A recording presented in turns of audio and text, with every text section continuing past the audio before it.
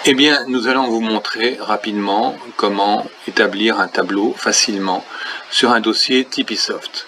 Bien entendu, nous présupposons que vous avez déjà ouvert le dossier, défini les arborescences et affecté les comptes.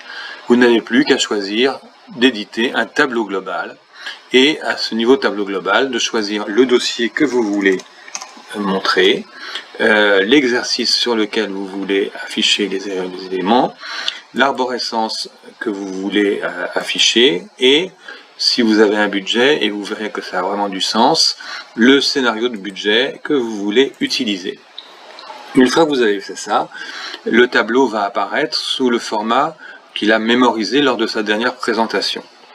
Vous voyez ici que vous avez une date pivot. Cette date pivot, elle correspond à la date de mise à jour de la comptabilité. Si vous avez intégré un FEC, par exemple, au 30 novembre et que le dernier FEC était au 31 octobre, vous pouvez ici changer la date pivot.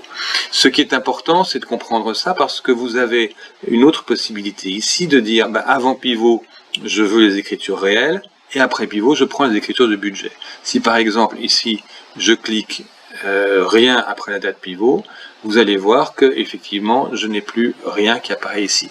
Si je change ma date pivot et que ma comptabilité est maintenant à jour au mois de novembre, je mets ici 30 novembre, je clique sur ce petit bouton là et vous voyez que le mois de novembre apparaît. Et puisque j'ai mis un budget, il suffit simplement que je clique ici budget pour que vous voyez apparaître le mois de décembre, et là ce sera le mois de décembre budget et non pas le mois de novembre et non pas le mois réel, et ça vous permet d'avoir effectivement avant la fin de l'année une projection annuelle de votre résultat. Voilà ce qui est très important à comprendre de l'utilisation de cette date pivot. Alors cette arborescence, elle apparaît de façon très synthétique ici à un certain niveau de présentation.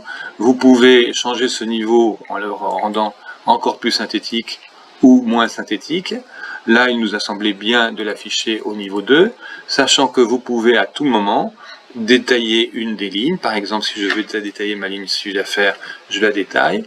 Et j'ai la possibilité d'aller sur le chiffre d'affaires de la boutique Z1.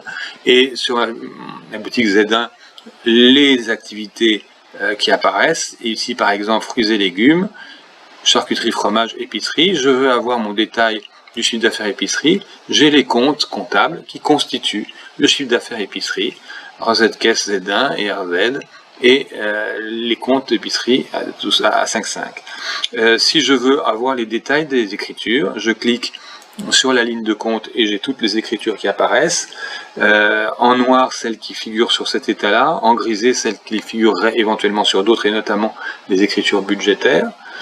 Si je veux être plus précis en allant simplement sur un mois, j'appelle simplement le mois. Et bien entendu, enfin pas bien entendu, mais c'est un élément très puissant de cet outil.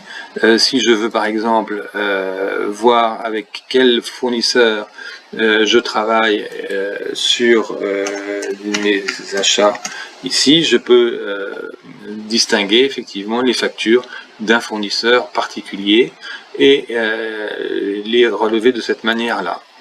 Donc vous voyez, c'est excessivement puissant. Autre petite chose utile, vous pouvez ne pas éditer les montants mensuels si vous voulez avoir une vision plus synthétique. Vous pouvez également faire apparaître les lignes des totaux si jamais vous n'avez pas fait votre calcul de résultat. Et vous voyez que ici j'ai bien un résultat de 227 599 qui correspond au total, donc c'est que mon tableau est bon. Voilà, je vous ai montré absolument l'essentiel de ce qu'il faut savoir pour démarrer un produit Tipeesoft. Ce que j'aurais pu vous montrer, effectivement, cette notion de tag.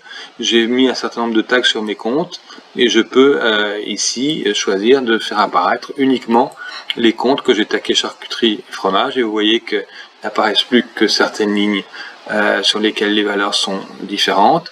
Si je veux savoir dans B2B, qu'est-ce que j'ai fait en charcuterie fromage, je l'ai sur le chiffre d'affaires pro, et effectivement, sur cette ligne-là, je vois apparaître le montant de charcuterie fromage, et je peux bien entendu également avoir le détail des écritures qui apparaissent en cas de demande, en cas de besoin.